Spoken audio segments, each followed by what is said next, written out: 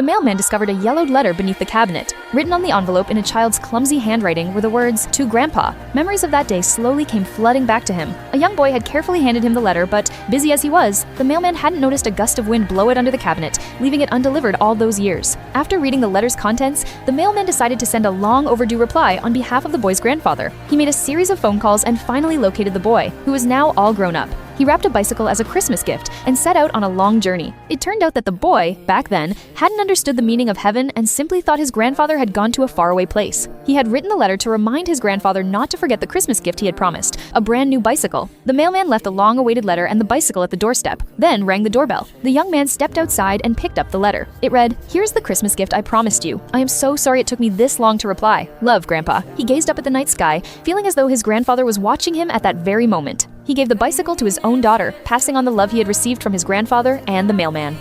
A bat tried to fly into the house through the window, but the girl casually shut it. The bat slammed into the glass, knocking out a tooth. Transforming into a vampire, he bared his teeth in an attempt to scare the girl. Seeing a vampire with only one fang, the girl couldn't help but laugh. Just then, they both spotted the tooth lying on the windowsill. Before the vampire could react, the girl snatched up the fang and closed the window. The vampire angrily burst through the door, only to find an old woman holding garlic waiting for him. She gave him a list of tasks to complete before she would return his tooth. So, he began washing dishes and helping to wipe the outside of the windows. While hanging laundry, he carefully hopped from shadow to shadow. A gust of wind blew, lifting a bedsheet and exposing the vampire directly to the sunlight. He curled up in agony. The old woman handed him an umbrella, and he took it. She gently touched his face before turning to leave. Holding the umbrella, he accompanied the girl to water the vegetable garden. At harvest time, the vampire picked up a tomato, held it to his mouth, and used his fang to suck out the juice. Seeing this, the girl tried to do the same, shoving one into her mouth only to end up splattered with juice. Watching her, the vampire smiled smugly. Finally, he completed everything on the list, and the old woman kept her promise, returning his tooth. The girl felt a pang of sadness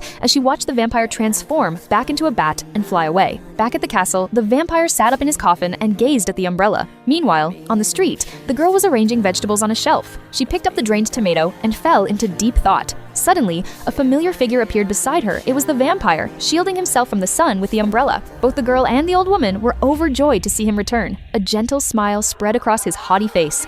The man shuffled through the doorway, his weariness seemingly seeping into his very bones. He fished 2 eggs from the fridge, cracked them carelessly into a bowl, and turned away. The little dog scurried over, diligently picking out the stray shell fragments and whisking the eggs thoroughly. The man poured the mixture into the pan and turned on the gas, then busied himself with other tasks, completely oblivious to the flames shooting up high behind him. Anxious, the little dog rushed over and turned the heat down. The man drew a kitchen knife to chop vegetables, but exhaustion enveloped his mind like a thick fog. At a critical moment, the little dog barked loudly behind him. The man turned around, puzzled and uncomprehending. Thinking fast, the dog kicked over a nearby trash can. Sighing, the man walked over to clean up the mess. Seizing the opportunity, the dog ran to the cutting board, quickly chopped the vegetables, and scooped them into a bowl. It skillfully dumped the vegetables into the pan, added a precise pinch of salt, and then tossed in its own favorite treat. Before the man could finish cleaning, the dog nimbly flipped the omelet, turned off the stove, and plated the dish. The man stood up and noticed the vegetables had vanished from the cutting board. He looked blankly at the dog, then at the finished omelet. Puzzled, he picked up the plate, glanced at the dog once more, and walked into the other room. He speared a piece of the omelet and chewed, but his eyes suddenly widened, and he spat the food out. In disbelief,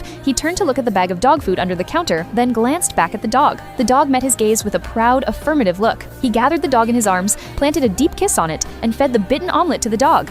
Mr. Pig was obsessed with eggs. One day, he was devouring them at a restaurant, shoveling plate after plate into his mouth. Just as he was about to order another helping, the lovely Miss Chicken walked in. Upon seeing the table full of cooked eggs, she let out a startled squawk. Eager to win her favor, Mr. Pig swatted away the eggs he had once treasured and plucked a small flower to offer her. And so, love quietly blossomed. During their romance, he would join Miss Chicken in eating corn, a food he detested, yet they were both truly happy. However, breaking a long-standing habit was no easy task. Having gone so long without eggs, he began to hallucinate. Before his eyes, Miss Chicken seemed to transform into an egg. Torn by inner conflict, he eventually succumbed to temptation. Late one night, he rushed to the restaurant and ordered 100 plates of eggs in one go. Yet, as the mouth-watering aroma filled the air, a glance at a sunflower by the window instantly brought back the memory of that first, heart-fluttering encounter. He took out a photo of the two of them. After a moment of struggle, Mr. Pig set the eggs aside and chose love. The next morning, he appeared before Miss Chicken with a warm breakfast. True romance, it turns out, is never about clinging to an obsession. It is about transforming a deep-seated preference into the simple, loving companionship shared with the one you adore. Obsession holds us back, but love melts the heart.